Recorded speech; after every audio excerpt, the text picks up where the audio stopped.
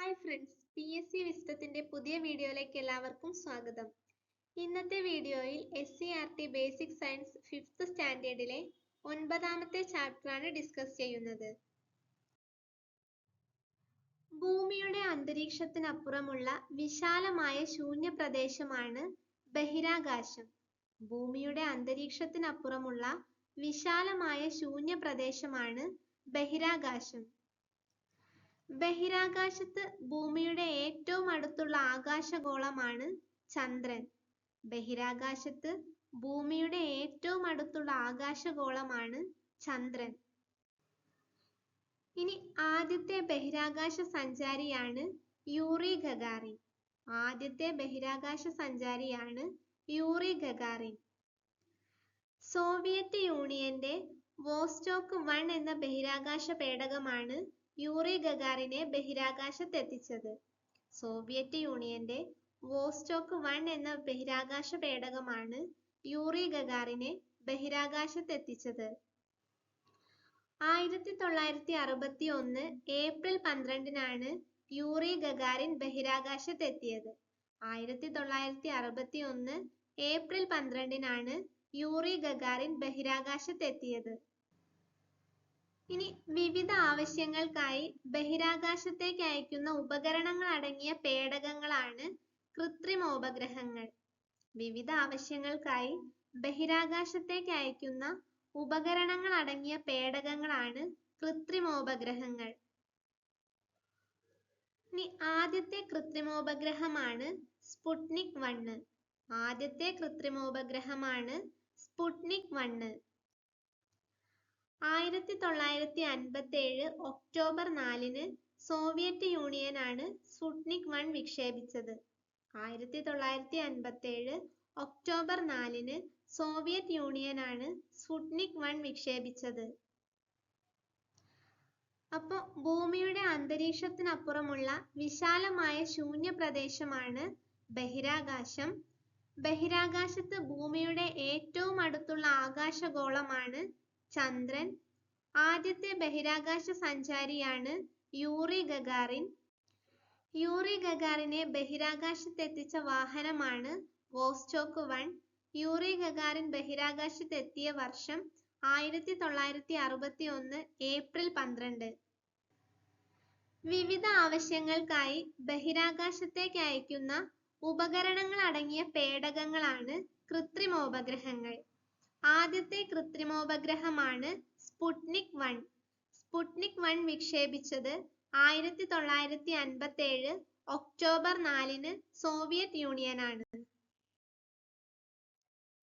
അന്താരാഷ്ട്ര തലത്തിൽ ബഹിരാകാശ വാരം ആചരിക്കുന്നത് ഒക്ടോബർ 4 മുതൽ ഒക്ടോബർ 10 വരെയാണ്.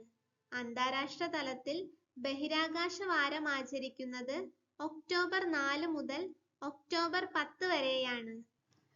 1957 ഒക്ടോബർ 4-ന് നടന്ന സ്പുട്നിക് 1 വിക്ഷേപണത്തിന്റെയും 1959 ഒക്ടോബർ 10-ന് നടന്ന അന്താരാഷ്ട്ര ബഹിരാകാശ സമാധാന ഉടമ്പടിയുടെയും ഓർമ്മയ്ക്കാണ് ബഹിരാകാശ വാരം ആചരിക്കുന്നത്. അന്താരാഷ്ട്ര ബഹിരാകാശ സമാധാന ഉടമ്പടി നടന്നത് 1959 ഒക്ടോബർ 10. അന്താരാഷ്ട്ര ബഹിരാകാശ സമാധാന ഉടമ്പടി നടന്നത് 1959 ഒക്ടോബർ 10. ഇന്ത്യയുടെ ആദ്യത്തെ കൃത്രിമോപഗ്രഹമാണ് ആര്യഭട്ട. ഇന്ത്യയുടെ ആദ്യത്തെ കൃത്രിമോപഗ്രഹമാണ് ആര്യഭട്ട. അമേരിക്കയുടെ ആദ്യ ഉപഗ്രഹ വിക്ഷേപണം നടന്ന വർഷം 1958 ആണ്. അമേരിക്കയുടെ ആദ്യ ഉപഗ്രഹ വിക്ഷേപണം നടന്ന വർഷം 1958 ആണ്. ആദ്യമായി ബഹിരാകാശത്തെത്തിയ ജീവിയാണ് ലൈക്ക എന്ന നായ. ആദ്യമായി ബഹിരാകാശത്തെത്തിയ ജീവിയാണ് ലൈക്ക എന്ന നായ.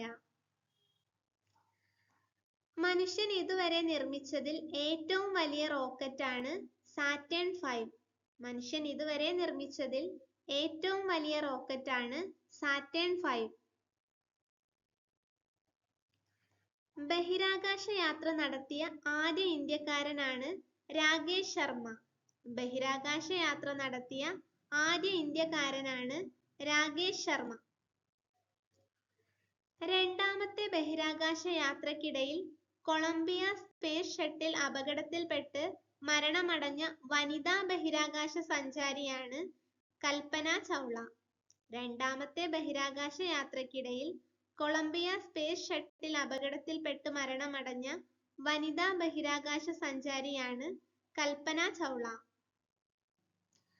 അപ്പോൾ അന്താരാഷ്ട്ര ബഹിരാകാശ വാരം ആചരിക്കുന്നത് ഒക്ടോബർ 4 മുതൽ 10 വരെയാണ്. അന്താരാഷ്ട്ര ബഹിരാകാശ സമാധാന ഉടമ്പടി നടന്നത് 1959 ഒക്ടോബർ 10-നാണ്.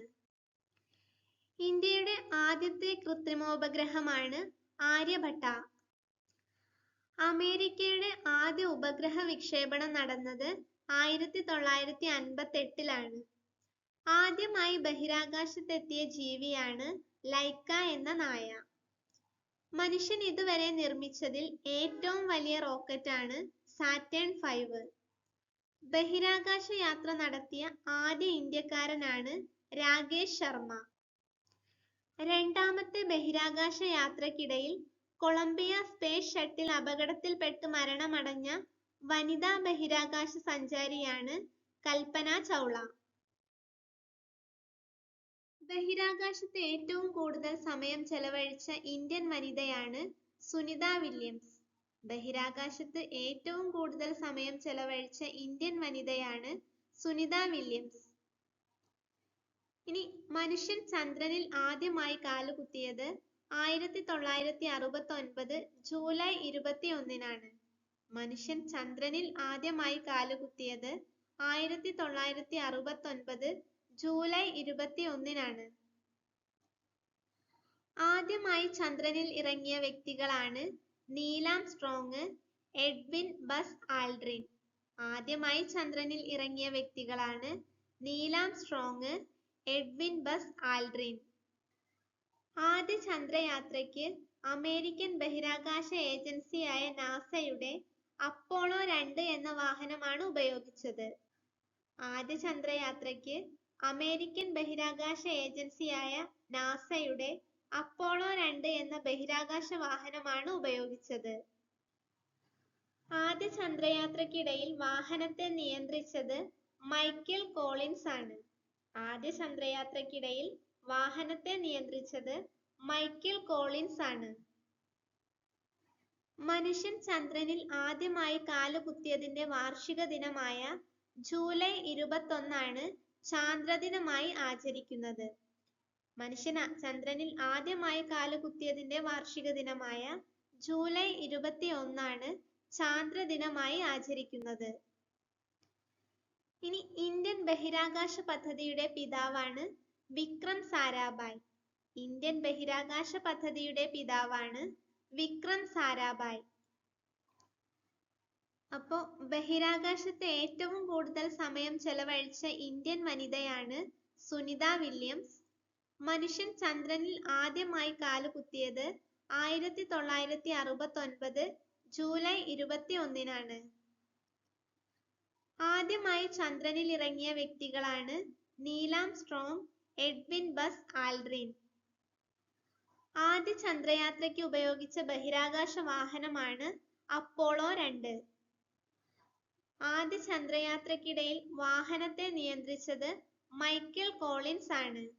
ചാന്ദ്രദിനം ആചരിക്കുന്നത് ജൂലൈ 21-നാണ്. ഇന്ത്യൻ ബഹിരാകാശ പദ്ധതിയുടെ പിതാവാണ് വിക്രം സാരാഭായ്. ഇന്ത്യയുടെ ബഹിരാകാശ ഏജൻസിയാണ് ISRO. ഇന്ത്യയുടെ ബഹിരാകാശ ഏജൻസിയാണ് ISRO. USA-യുടെ ബഹിരാകാശ ഏജൻസിയാണ് നാസ. USA-യുടെ ബഹിരാകാശ ഏജൻസിയാണ് നാസ. യൂറോപ്പിന്റെ ബഹിരാകാശ ഏജൻസിയാണ് ESA. യൂറോപ്പിന്റെ ബഹിരാകാശ ഏജൻസി ESA. ജപ്പാന്റെ ബഹിരാകാശ ഏജൻസി JAXA.